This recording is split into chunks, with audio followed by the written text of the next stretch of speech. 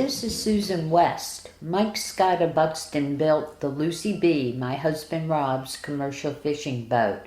In a Coastal Voices interview, Mike talks about boat building on Hatteras Island. Rocky built beach doors. He's the only one that, well, Willie Austin built a few, but Mr. Rocky, he built them. There weren't many being built. A very big influence on me was Dennett Ransom. He was a shop teacher. Okay. He was also a math teacher. The teachers then did it all.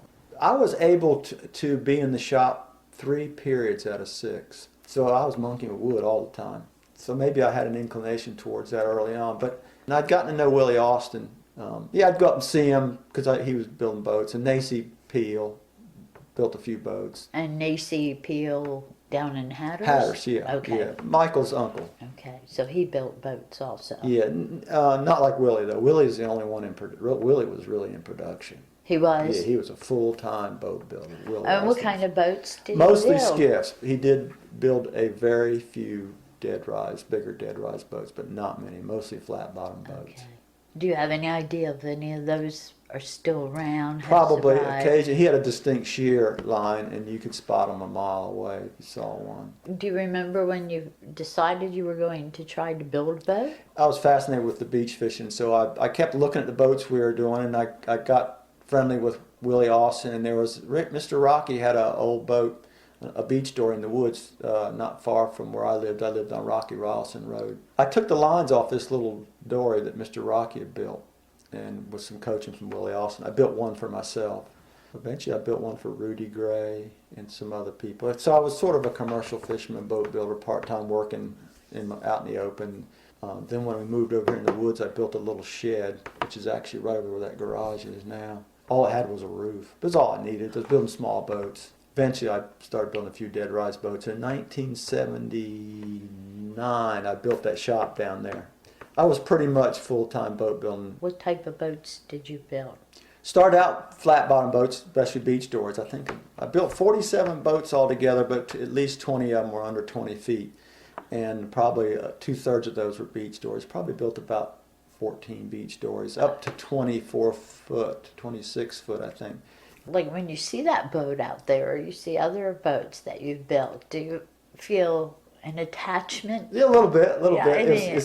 Were they like your, kind of like your babies? Yeah, when a little bit. I mean, how long does it take to build a boat? Well, we built that. I had a crew of 2, myself being 3. Built that Mamacita in 6 months. But golly, I was working 12 hours a day, 7 days a week. That's the biggest one I built. She's 39 foot. And Okay. the one that Rob has is 36. I was fishing in the inlet, I think it was 2 years ago, and Tommy Merrill was not far from me. He often isn't. I didn't notice it, but Tommy called me on the radio. He said, "Michael, look offshore. There's a Lucy B coming in." And then Tommy was on the inshore side, and Rob was coming in from mackerel fishing. I said, "Yeah, all the kids coming back." Uh-huh. It's pretty neat. Yeah, it's good to see them still working because it's just a pile of lumber unless it's doing something. They were doing something, feeding people. Where did you get the lumber? Almost all the lumber I used building boats came from the northeastern part of this state, primarily from Mose White and South Mills, all the juniper. Mose White, that's what they called him. His real name was Moses. One unique thing about Moses White, they said he's the only man in history to ever log the same track of juniper twice in a lifetime. That's what I heard said. I don't know.